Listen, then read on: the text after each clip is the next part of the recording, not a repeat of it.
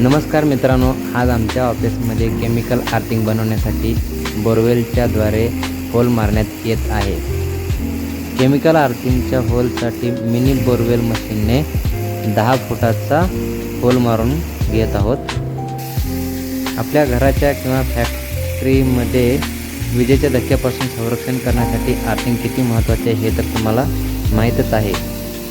जुन्या काळी मीठ आणि कोळसा वापरून आर्थिंग पद्धत वापरली जात, पण आता केमिकल आर्थिंग खूप प्रचलित होत चाललेली आहे.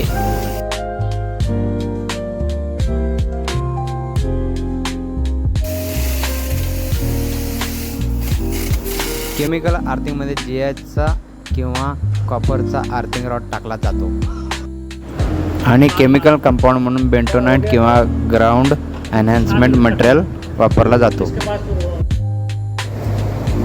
आता या ठिकाणी होलमध्ये कॉपरचा रॉड घातलेला आहे आणि त्याच्या भोवती बेंटोनाइट पावडर फिल करण्यात येत आहे.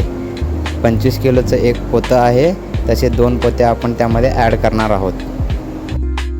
चला तर आता आपण बघूया केमिकल आर्थिंग व पारंपरिक आर्थिंगमध्ये असलेले फरक. केमिकल आर्थिंग हा 10 ते 15 वर्षापेक्षा जास्त काळ टिकतो, तर पारंपरिक आर्थिंग साधारणतः 3 ते 5 वर्ष टिकतो, कारण मिठामुळे रॉड लवकर गंजतो.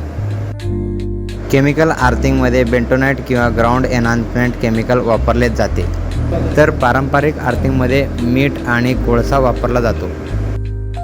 केमिकल आर्थिंगमध्ये देखभालीचा खर्च जवळजवळ 0 आहे, तर पारंपरिक आर्थिंगमध्ये दर काही महिन्यांनी खड्ड्यात पाणी आणि मीठ टाकावे लागते. केमिकल आर्थिंगमध्ये ओलावा टिकून धरण्याची क्षमता जास्त असल्याने अधिक सुरक्षित असते, तर पारंपरिक आर्थिंगमध्ये जमिनीतील ओलावा कमी झाला की कार्यक्षमता कमी होते. केमिकल आर्थिंग अगदी कमी जागेत फिट होतो, तर पारंपरिक आर्थिंगसाठी मोठा खड्डा खोदावा लागतो. केमिकल आर्थिंगमध्ये सुरुवातीचा खर्च थोडा जास्त असतो, पण दीर्घकाळात फायदेशीर ठरते. पण पारंपरिक आर्थिंगमध्ये सुरुवातीचा खर्च कमी असतो.